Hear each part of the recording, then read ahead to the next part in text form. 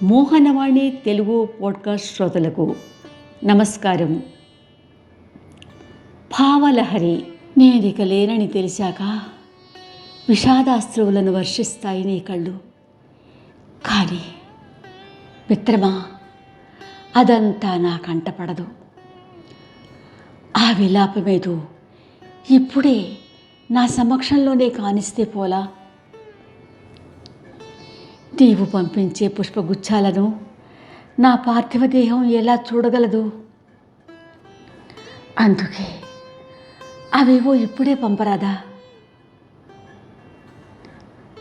నా గురించి 4 మంచి మాటలు పలుకుతావు అప్పుడు, కానీ అవి నా చెవిన పడవు.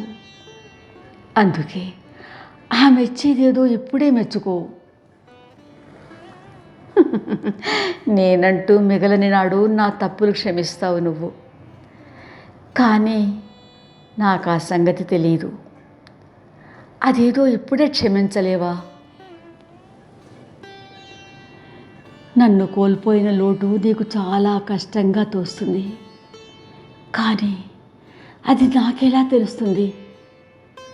అందుకని మిత్రమా, ఇప్పుడే కలిసి కూర్చుందాం కాసేపైనా.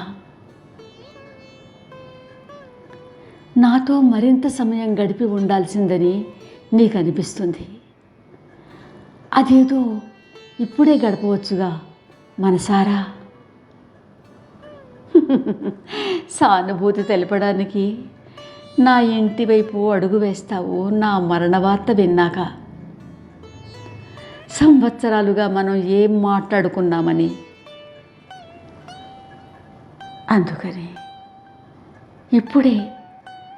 ఇప్పుడే నా వైపు చూడు, నాతో మాట్లాడు. బదులు పలుకుతాను, కాసేపైనా గడుపుతాను. హాయిగా నీతో మెలుగుతాను.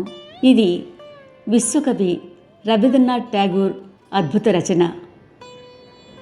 గుడ్డే బరువెక్కించే ఈ కవిత పంపి నన్ను చదవమని ప్రోత్సహించిన నా మనుమరాలికి ప్రేమతో మీ అందరితో పాటు ఆమెకు వినిపిస్తున్నాను.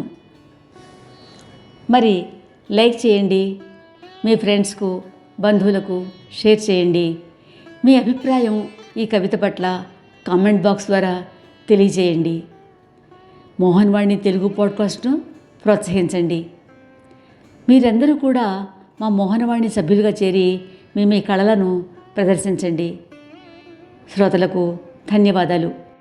మోహనవాణి తెలుగు పోడ్కాస్ట్ ఛానల్ని లైక్, షేర్, సబ్స్క్రైబ్ చేయండి. ప్రక్కనున్న గంటను మ్రోగించండి.